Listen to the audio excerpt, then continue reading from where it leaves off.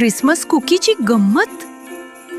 एके बर्फाळ ख्रिसमसच्या संध्याकाळी सांता आपली मोठी सफर सुरू करायला तयार होत होते. ते आपली यादी दोनदा तपासत होते. गिफ्ट्स तयार, चेक.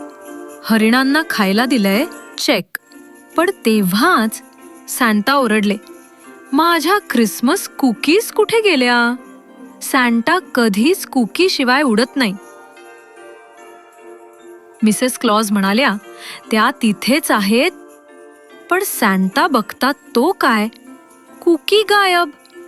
आणि टेबलाजवळ कोण बसलेलं होतं मिशांवर तुकडे लावून? रुडॉल्फ. लाल नाक असलेला हरिण निष्पाप चेहऱ्याने म्हणाला, म्हणजे मी फक्त एकच खाल्ली.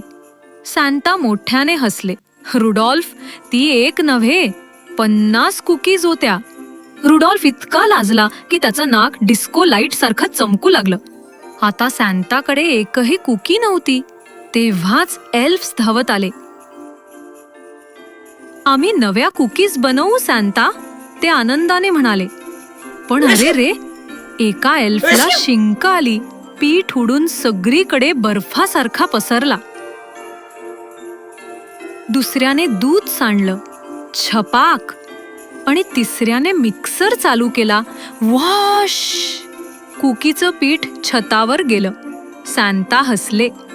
आज आपल्याकडे उडणाऱ्या कुकी आहेत, उडणारे हरिण नाही. थोड्या गोंधळानंतर आणि भरपूर हशांनंतर एल्फ्सनी अखेर एक मोठी कुकी तयार केली. सांताच्या स्लेज इतकी मोठी. त्या रात्री सांता आकाशात झेपावले, त्यांच्या स्लेजला एक प्रचंड कुकी बांधून. आणि चंद्राजवळून जाताना ते हसले. ही झाली खरी मेरी ख्रिसमस. कथेचा बोध. गोष्टी थोड्या गोंधळात गेल्या तरीही हसत खेळत आणि सगळ्यांनी मिळून काम केलं तर दिवस नक्कीच सुंदर होतो, विशेषतः ख्रिसमसला.